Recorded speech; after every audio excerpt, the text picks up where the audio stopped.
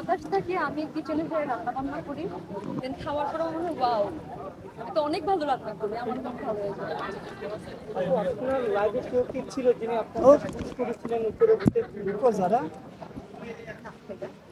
আমাকে লাইফে কখনোই কেউ পুশ করেনি, বিয়ে করেনি না। আমার ফ্যামিলি আমাকে সবসময় বলছে তুমি মেয়ে মানুষ, পড়াশোনা করো, সরকার থেকে টিচার হতে পারো, বাট দিন শেষে তোমার বিয়ে করে স্বামী সঙ্গে থাকতে হবে। তো আমার ফ্যামিলি কখনোই বলে যে তুমি নিজে ক্যারিয়ার ওরিয়েন্টেড হতে যাবে, তো আমি কখনোই সাপোর্ট করি।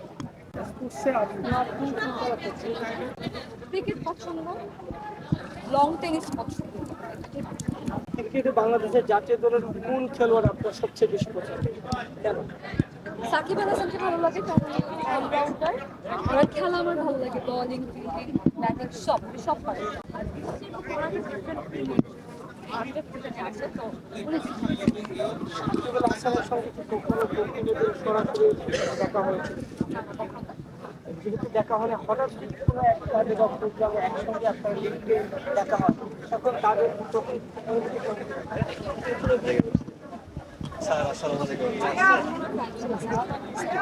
এখন আমি আমার একদিন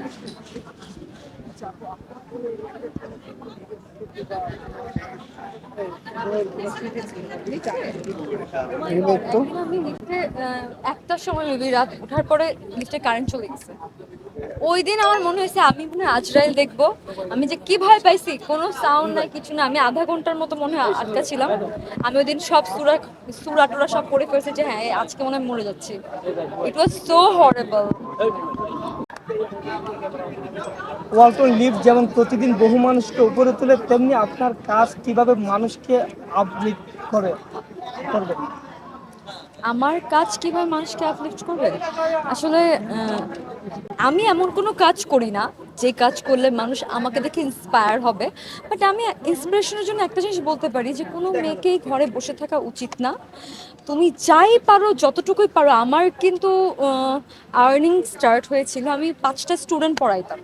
তো 2017-তে 5টা স্টুডেন্ট পড়ানো দিয়ে আমি আমার লাইফের আর্নিং জার্নি স্টার্ট করে। আমার ফ্যামিলি আলহামদুলিল্লাহ অনেক সম্ভ্রান্ত, ওদের অনেক টাকা, বাট দ্য থিং ইজ আমি সব ছোট থেকে আমার মনে হতো কি আমার নিজের একটা পরিচয় দরকার। সো আমি সবাইকে এতটুকু বলতে পারি, মেয়েদেরকে বিশেষ করে, তোমরা তোমাদের নিজেদের পরিচয় করো, তোমরা কারো ওয়াইফ হয়েও না, তোমরা কোনো একটা পরিচয় নিয়ে দেন কারো ওয়াইফ হও।